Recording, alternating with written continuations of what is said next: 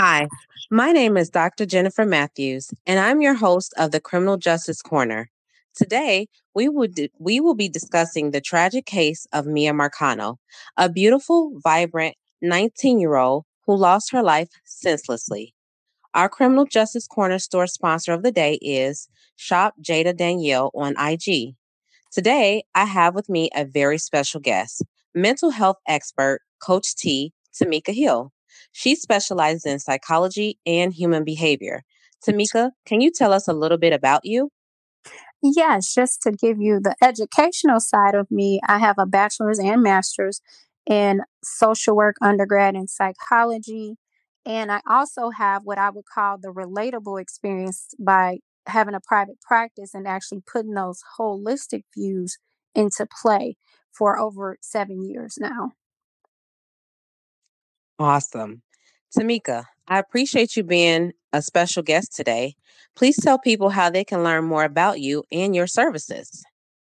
Yes, they can reach me at info@thillconsultant.com or they can leave a message 773-322-5477, and that's specifically about consulting in the human behavior and psychology.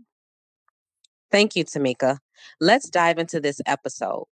On September 24th, 2021, Mia Marcano's life was taken by an apartment maintenance worker, Armando Caballero, who was granted unfettered access to Mia's apartment through the master key fob system. Armando was a coworker of Mia's who expressed interest in Mia. However, Mia was not interested in him, but he would not take no for an answer. He would send Mia money and she would send it back, but he continued to send it to her despite her not wanting to accept it, to the point where she had to keep it. His affection ultimately turned into an obsession. Tamika, what is it called when affection turns into obsession? Pure stalker. It's one simple word. It is a stalker. I would have to agree with you. I have not had a stalker before, but I would definitely agree he would be called a stalker. Yes. What course of action should a person follow if they are feeling or dealing like they are dealing with a stalker or someone who has the tendency to turn affection into obsession? I call implement a plan of action immediately. So, first, you need to tell all your friends, your family, and everybody needs to become aware. If it's at the level that it's warranted for an order of protection because the laws have changed and evolved now, where we can get those in place sooner than before, then that's your next course of action. And almost like with domestic violence, you always have an escape plan. And, so if you're in the house and that person comes, what's your escape plan? What's your route? Especially if it's heightened to that danger. You have to make sure also that you keep somebody with you and have like your shared locations, especially when you're alone. Make sure you're telling people, don't just, I get like we want our autonomy. However, it's so important to make sure you're sharing your location and you're in communication with someone all the time until this kind of mulls over until they find another obsession, for lack of better words. I definitely like what you said about the buddy system. I definitely think that is something that's easy to implement and doesn't take a lot, to find somebody to walk with you to your car or like walk you to your apartment door, something like that. I definitely think the buddy system is something that works well too, like you said. Mhm. Now, what if a person thinks maybe, it hasn't risen to the level of stalker? What can they do in that situation? Um, well, if they feel like most of the time, most of us do dummy it down or rationalize it, I guess you could say. Unfortunately, we can't really change their mind process about it. However, I would suggest that's where you go talk to other people just to get feedback, right? Because Imma say, "Hey, that's not that bad," but maybe if you go talk to a professional, one, being a therapist, right? Because you don't Yeah. wanna spread your business, and I totally get that. So go talk to someone professionally and get their feedback. Okay. Um, that to me is the one way that people can say, "Hey, I got a second opinion," right? Because Mm. we think what we think at the end of the day, and Right. people really can't convince you. But however, maybe seeking out a professional's thought process about it may click for you. Okay. I like that a lot. Now, after Armando kidnapped and murdered Mia, he returned to the apartment complex where they lived. Um, Then he so basically that was like the scene of the crime. And Mhm. that's classical criminal behavior when somebody returns to the scene of the crime after they've committed a crime. In the minds of criminals, they believe that by returning to the scene of the crime, they can stay one step ahead of the police, or they can find out what the police know so they can try to cover their tracks and see what the police know that they can try and see, hey, if the police know this, I can try and cover up this before they find out about it. Now, Tamika, what are your thoughts on Armando returning to the scene? First, control, right? I'm controlling the situation. The other one for the psychological part is like almost a umph in your face. Like, Okay. ha ha ha for you, right? And I know Yes, like on the criminal side of it, it's like, hey, how much do you like the investigative side, but definitely the psychology, control, and definitely like hot in your face. definitely. Definitely. And then also a sense of kind of narcissism, like, look at me, I want all the attention on me, that kind of thing. Like, everybody look at me, I know something you don't know. Yes, completely. Oh, yes, it's very, very a trait of narcissistic. That's definitely a key trait. That control and power. Definitely, Definitely. yeah. Now, what are some other traits of a narcissistic person? I would say they have no empathy. Okay. They everyone is able to be played. I don't care if you're blood related. I don't care if you're invested 10 years, you're their husband or their wife. They have no empathy. They can't even get empathy up in them. Everything is a possession until it's not, number one.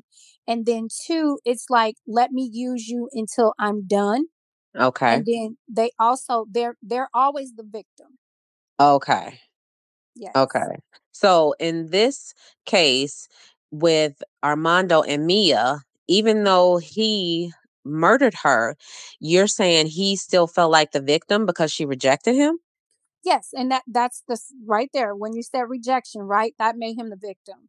Cuz who is Okay. she to reject me? Like when you deal with a lot of times, believe it or not, narcissistic people are in their mind making themselves the victim to justify their behaviors. Okay. So for him, it definitely was she rejected me and I gave her money. I made sure she was okay. And there were probably other list of things that maybe they didn't cover in the news that he considered like small things of doing for her. And how dare she ignore me? And I did all this for her. I saved up my money and I went out on my way and she just was like, screw me, basically. So you're saying, like you were saying, the hot in your face, do you feel like him murdering her was his rationale for her, like in your face type of thing, and his rationale and his psychotic mind? The power and control, right? Like, huh, Yeah. you did this to me. And there's no telling what conversation kind of took place. Like, how dare you? Now that whole victim turns to anger. So that's probably where it got heightened at. Like, he Okay. probably gave her some time to talk a little bit. Like, okay, what you got to say now? And then it's like, once again, you're not going to get the last of it. I'm going to show you who's boss, power and control. I see. I see exactly what you mean by that. Okay. So now, after Armando has returned to the scene of the crime, he's questioned by the police. And at this apartment complex, the night of Mia's disappearance, the police, they did not bring him in for a formal interview. They did talk to him, but they did not bring him in for a formal interview. While he was at the scene, he was on the phone with their mutual supervisor. So this supervisor would have been Armando's supervisor and Mia's supervisor.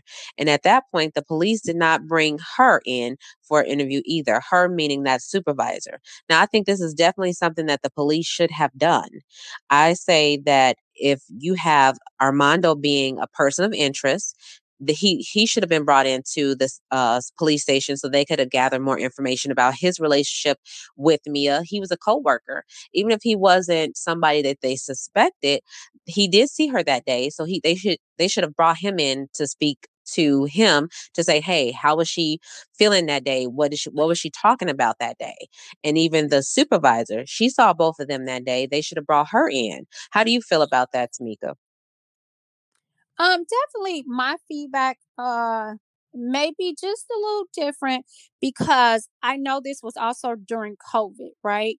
Okay. So I don't necessarily know and I don't want to step on anyone's toes, right? Because COVID came and shook the world up. So I don't know if COVID played a part in what procedurally is taught in police. Like I definitely know just in dealing with things like, hey, this is a procedure, a standard procedure, I should say.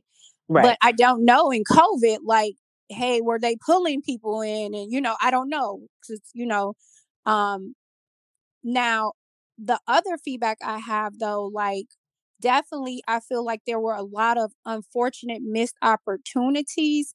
And I'll double back a little bit when I think like they said, hey, they heard somebody in one of the sheds or something earlier.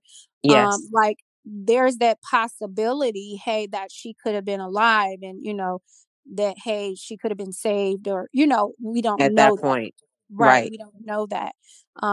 But again, Armando from the psychology part is definitely powering like ha you guys think you know where you're going to find her, you're not. And then unfortunately from the law enforcement side, to me the psychology of COVID may have been playing a factor in how they did their standard procedures in those moments. Now, I definitely agree that COVID played a factor. However, from my criminal justice background, even though COVID was a factor, at the very least, they could have isolated Armando. He was on the phone with the manager during his communications with the police officer.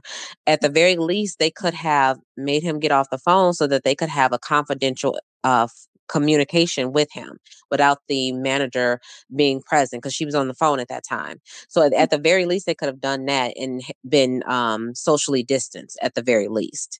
Mhm, That is from my training. I would say that, and I do offer police training at my consulting firm, which you can find out more about that at drjennifermatthews.com. So at the very least, even with COVID being a factor, they could have done that at the very least, and mhm, then the police. Again, with COVID being a factor, they could have call the manager on the phone and talk to her confidentially. They did mhm, not do any of those things in this case. And we're talking about a missing person, somebody that they both knew. They did mhm. not do those things early on. And I think that potentially, like you said, could have helped find Mia quicker. Mhm. I totally agree. But again, I speak from the psychology part, right? And you're the Definitely. law enforcement. So for me, Yes. I'm definitely like, okay, the psychology, I stay in my lane and focus. Yes. For me, like I don't Yes. know, like I said, I do think COVID played a factor there. Like you said, COVID played a factor. I don't know how big, how small, but again, from your, police, I'm sorry, aspect, procedures weren't followed. Definitely. I would definitely say that the police had some areas where they could have used a little bit more training in those areas. So, from the criminal justice point of view, I would say they had some areas that could have been tweaked a little bit. Mhm, Now, the next day, the women in Mia's family took it upon themselves to follow and watch Armando. They're really, amped up. They're looking for Mia, which rightfully so. While doing so, they observed him with a blanket that belonged to Mia. They immediately phoned the police. During their wait for the police, Armando left, but his roommate was in the apartment, which was in a different complex. Armando returned shortly after the police and allowed a family member of Mia's to search his apartment. The blanket couldn't be found. However, with this roommate being in an apartment during this entire time, the police never brought him down for a formal interview either. So at this point, I'm just wondering if the police know their job functions at all. Like who are they interviewing and when are they going to do it? So I feel like they're just dropping the ball as far as interviews going at this point. I'm just confused. What are your thoughts on this, Tamika? again, again, I'm speaking from that psychology part, right? And I can even speak for myself from Again, COVID to me is, and I understand what you're saying about police procedures, and that's your lane, so hey. But for me, the psychology of COVID, and then in a heightened situation already because her family, rightfully so, is amped up, right? Um, Yes, and there's no telling what other factors, right, played in play of how many other crimes. As we know, crime rate went up during that time, it sure right? did. So we don't even know like how many calls they had that day. And again, I'm only speaking from the psychology part of why possibly these things were not followed from the Right, psychological standpoint, because there are so many other factors that play into the psychology of the mind of anybody, but yet true. alone law enforcement, right? Because Right, again, you could have had 10 calls before this call. It could have been the right, end of your shift. It could have been a bunch of factors going on. For all we know, truthfully, like they could have lost somebody. Somebody could have died in their family from COVID. I don't know that, so I'm just speculating. However, right, what I'm saying is, I feel like, yes, police procedures definitely weren't followed. But if I was to tap on the other side of the psychology of what the police maybe had going on, um it would have been like, okay, probably COVID played a part. And for me, on the outside, right, playing devil's advocate, right, that they maybe didn't feel that they had enough warranted because she was young too. I could see that playing a factor of them right. not thinking it was as heightened, because there were no real signs of a struggle or disappearance. True. At And the so, crime scene. Yes. right. So that's probably playing along in the psychology of maybe this is not as heightened as her family. And I'm sure her age played a factor in that, because she was so young that, they like, she just doesn't want to be bothered, because they had no other like thought process of somebody stalking her, because again, she didn't tell anybody, right? So there Right. was, and that goes back to like, what should you do? You know, Exactly. so that's one of the things, and again, that's not blaming her at all. That's just giving more education and awareness to people, to learn like, hey, these are the pitfalls that could happen. So Right. again, I think just, the psychology of where their mindset, if even if we take COVID off the table, Right. I can see where there probably was, it wasn't as heightened due to age, one, due to there were no communications as far as like her being stalked or her being in any trouble or any awareness of anything terrible that possibly could have happened, like no boyfriend, no, you get what I'm saying? Yeah. S- Yeah. I that see what you're probably, saying. right, that just probably, like, you know didn't warrant a heighten. And then, of course, they did go into her apartment, and there was no signs of a struggle to the eye when they, Right. just glazed over. Right. Her family had to find some other signs for the police to even look further. Right. Yeah. No, I see exactly where you're going with that. Now, Mia's family continued to put pressure on the police, and they hired an outside investigator because they felt as if the police weren't doing their job effectively. While this was happening, Armando felt like he was close to being caught. So he decided to commit suicide. This was prior to them even finding Mia. So, Tamika, how do you feel about Armando taking the cowardly way out? So I know the world would definitely call it a cowardly, but Yes. truthfully, the psychology is hot in your face. I have the last word. I'm still in control. One, because you don't know where she's at. Two, I'll never pay the cost, at Okay. least from the world's point of view. Well, Um, you saying from his point of view, you're yeah, saying? so Yeah. from the world, I'm saying he'll never pay a price or cost Oh, like okay. jail time, right? From the world's point of view, or at least on the Yes. earth, right? So Yes. I know people, right, on the other side definitely call that the cowardly way out, but Yes. I guarantee that that was power. Okay. It was like, you're never going to know where she is, Yes. and feel justified in that, right? Cuz she hurt Right. me. So I'm going to hurt her and you guys as well. Yeah. And that's exactly what happened because when he killed himself, her family still was left with unanswered questions. So I Mhm. definitely feel like you have a point there. Mhm. It's big about usually when a crime is committed, right? Especially this kind. Now, I'm not saying that for all kinds who take their life. Like some people are just like, yeah, I'm not going to jail and take their life.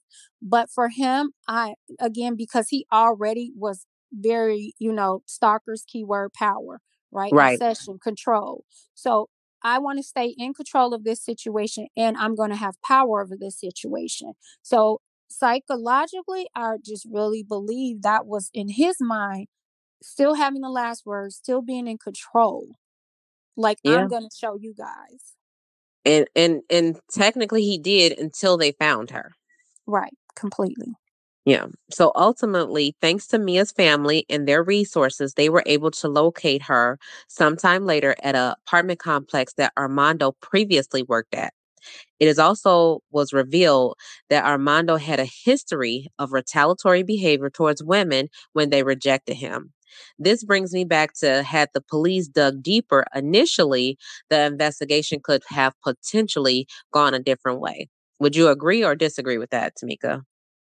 I definitely agree with that. Definitely Yeah, wholeheartedly. That yeah, had, measures been put in place, to even know that about him, definitely I right. definitely believe the police would have reacted completely different. Definitely. Yes. Now, Mia's family did not want her death to be in vain, so they started the Miya Marcano Foundation. The foundation provides resources to families desperately searching for their loved ones. It also holds first responders accountable for the handling of all missing person cases. They are also proposing Mia's Law. Mia's Law would require stricter background checks on employees and limitations on the use of master keys in apartment buildings in the state of Florida. What are your thoughts, Tamika, about the family deciding to remember Mia in this way? uh, Again, I think that goes back to power. Like, no, you don't have the last word. We're going to take power back, and she's not going to be a victim. She's Yes. going to be a hero, and And I love maybe, that. yeah, maybe her life couldn't be saved, but she's going to be the reasons other lives are saved. And I love that they did that. I love that Mhm. they turned this unfortunate situation into a positive situation and they're helping families every day. I just really love that about the family. Mhm.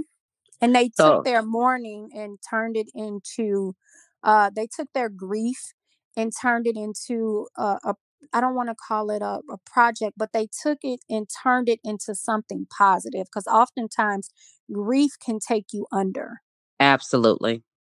and they didn't allow it. They like, nope, we're not going to sit in this. We're not going to have a pity party. She's not going to be a victim. We're going to highlight her and save others. I 100% agree with that. 100%. Now, doing a quick recap, we can agree, at least from the criminal justice perspective, Hmm. Florida officers need better training on when to interview suspects, potential suspects, I would say, on how to handle missing persons cases. This is circa 2021. We're not saying from 2023 because maybe they've gotten some training, more training since then. And had they handled this case better, there was the potential for this case to have had a different outcome. And although it was very beneficial for this family, it is not advised to follow suspects because we do know that the family, the ladies in the family, they went and followed and kind of stalked Armando. I definitely don't want anybody else to think that that's something that we're promoting or think that that's, a wise thing to do. Completely, especially with somebody like that. Yeah, because we know he's a killer. Hmm. And we know that he has the tendencies now of that retaliatory behavior. And I would also say that he was unpredictable as well. Hmm. Oh yes, completely. Now, what would you like the people to take away from this episode from a psychology point of view, Tamika?